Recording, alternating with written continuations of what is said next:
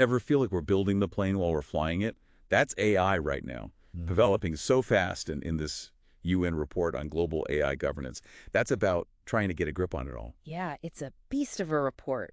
Our job today is to break it down for you, pull out the essential stuff you need to know. Exactly. We're giving you the cheat sheet so you don't have to wade through it all yourself. Yeah. Not just what the UN is saying about AI, but what it means for you. Because this isn't just about algorithms, it's about how AI impacts everything. Your job, your health, even the future of, well, everything. Now, jump in.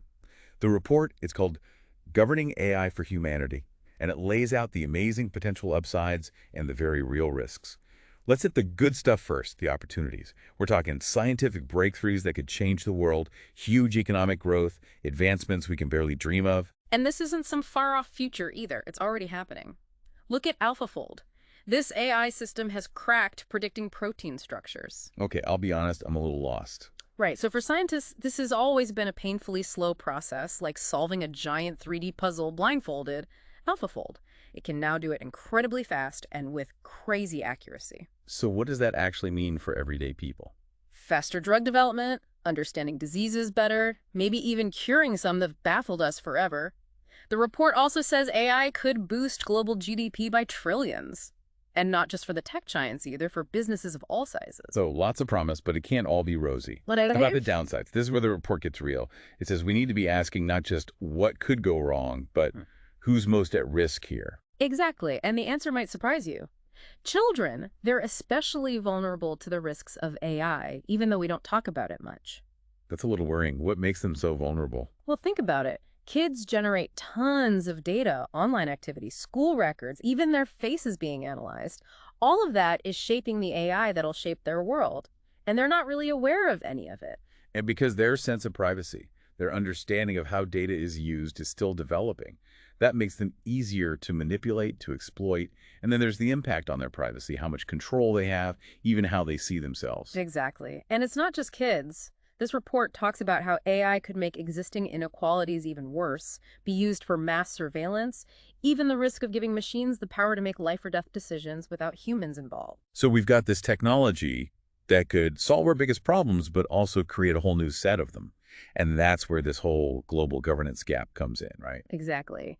Right now, the report argues that just a handful of powerful countries and companies have way too much power over AI. It's like we're trying to steer a ship in a storm, but only a few people have access to the map and the rudder. So how do we even begin to close this gap? I mean, it feels huge. Well, the report doesn't just point out the problems, it lays out some solutions. 7 key recommendations, actually. Okay, so a roadmap of sorts. Lay it on us. One of the big ones is setting up an international scientific panel on AI. Think of it like a global AI brain trust. You got it. The best minds from all over coming together to track how AI is developing, what the risks are, that sort of thing, and giving advice. Impartial advice. So like the IPCC does for climate change, but for AI. Yeah. Making sure everyone's working with the same information. Exactly. But here's the thing. It's not enough to just manage risks. We've got to make sure everyone benefits from AI's potential too, right? Especially developing countries. Right, because otherwise we're just making the gap wider. Exactly. That's where the Global AI Fund comes in. Basically, a huge investment fund just for AI development, specifically in those under-resourced areas, helps them build up their own expertise. Bridging the digital divide. Okay, that makes sense.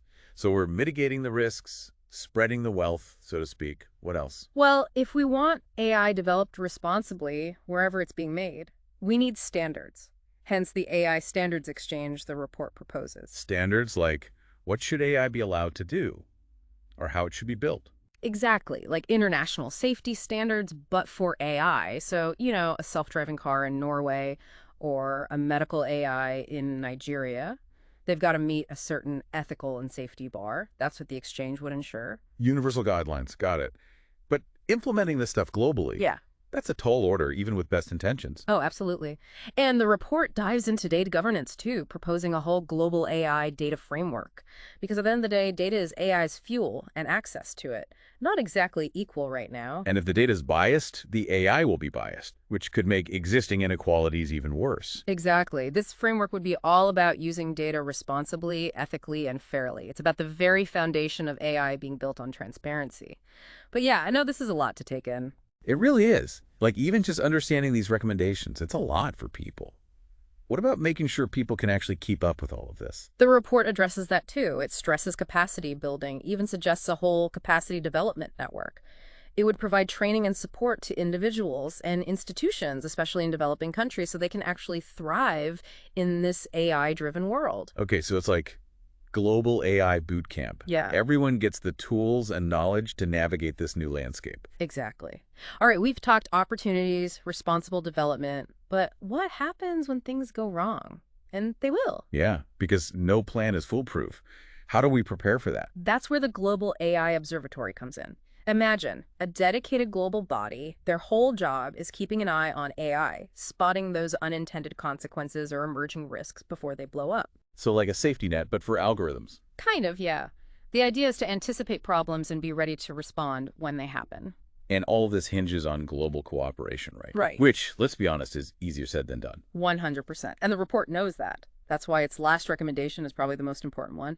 A multi-stakeholder forum on AI, a dedicated space for dialogue and collaboration, bringing governments, tech companies, researchers, everyone to the table. So less about like top-down control and more about everyone working together to find solutions. Exactly. The report recognizes that no one group can dictate how AI develops. It needs diverse viewpoints, people willing to listen and learn from each other, because ultimately we all want the same thing, AI that benefits all of humanity, right? Right. So it sounds like the UN is basically saying, here's the blueprint, now let's build this thing together. Exactly. It's a call to action, the starting point of a long and complex process, for sure. But ignoring it, that's not an option. The future of AI is being written right now, and it's up to all of us to make sure it's a future we want to live in. So we've gone from AI that could revolutionize healthcare to needing a global AI watchdog Yeah. and all that in, what, like 20 minutes? It is a lot, yeah.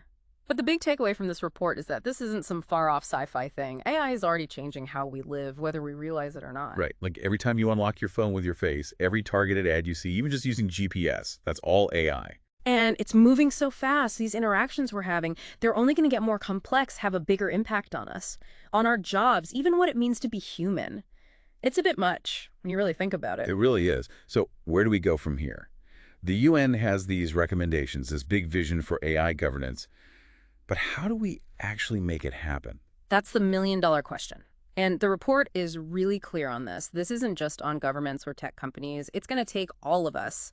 A real global conversation. So this isn't just some backroom deal between politicians and tech CEOs. No way. This affects everyone. That means you listening right now. This report is a call to action to get informed, get involved, make sure AI gets developed the right way, in a way that benefits everyone. So what can people actually do? Where do they even start with all of this? How do they find their place in this conversation? Well, read the report. I know, it's a long one.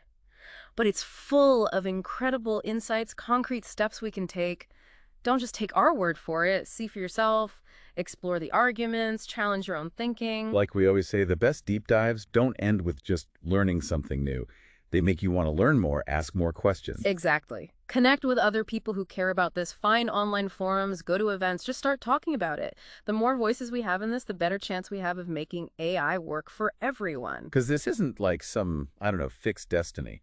We have a say in how AI develops. It's true. And that's both powerful and a little scary. We have a responsibility to get this right, to make sure AI helps build a better world for everyone, a fairer one, more sustainable, all of that. So as we wrap up this deep dive, we'll leave you with this question. What role will you play in shaping the future of AI? What will you do starting today to make sure it's used for good? Keep thinking about it. Keep the conversation going. And until next time, keep learning, keep questioning, and let's build a better future together.